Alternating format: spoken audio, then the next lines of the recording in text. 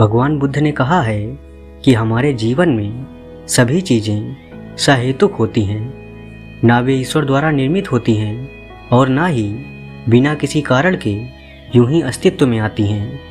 हमारे अपने कर्म ही हैं जो अच्छे बुरे परिणामों को जन्म देते हैं।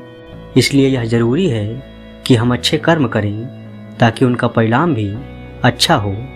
यहाँ कर्म शब्द का अर्थ है कार्य।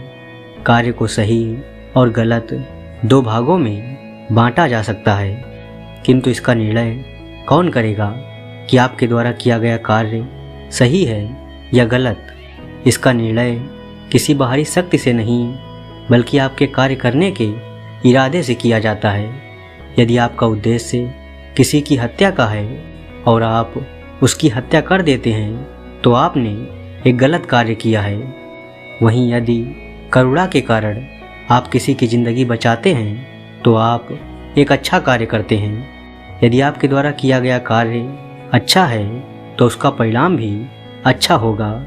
और जब आप अच्छे कार्य करते हैं तो आप अपने भविष्य के लिए अच्छे बीज रोपित करते हैं, और यदि आप बुरे कार्य करते हैं तो आप बुरे भविष्य के लिए बीज रोपित करते हैं। यहाँ सबसे अच्छी बात यह है कि आपका भविष्य आपके हाथ में है। बौद्ध धर्म में कहा गया है कि कर्म का सिद्धांत एक ऐसा सिद्धांत है जिसमें प्रत्येक व्यक्ति अपने बुरे कर्मों को भोगता है। इसी प्रकार अपने अच्छे कर्मों का फल भी उसे अवश्य मिलता है।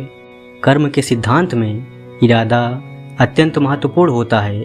यदि आप कोई कार्य बिना इरादा किए, बिना किसी उद्देश्य से या बिना इच्छा किए करते हैं तो आप कर्म का बीज पूरी तरह से नहीं बोते हैं। अर्थात यदि किसी भारी सामान को उठाने में किसी की मदद करते हैं और अचानक सामान गिर जाता है और टूट जाता है तो आपका कर्म बुरा नहीं होगा, क्योंकि आपका इरादा बिल्कुल ठीक था और परिणाम बिना इरादे की हुआ था। दूसरा उदाहरण यह है कि अगर आप अंधेरे में कहीं जा रहे हैं और अनजाने में किसी कीड़े पर पाँव रख देते हैं और वह मर जाता है, तब भी आपने बुरा कर्म नहीं किया, क्योंकि आपका इरादा कीड़े को मारना नहीं था। कहने का तात्पर्य यह है कि केवल जानबूझकर किए गए कर्म ही महत्वपूर्ण हैं, क्योंकि इरादे का जन्म मन या विचारों से ही होता है।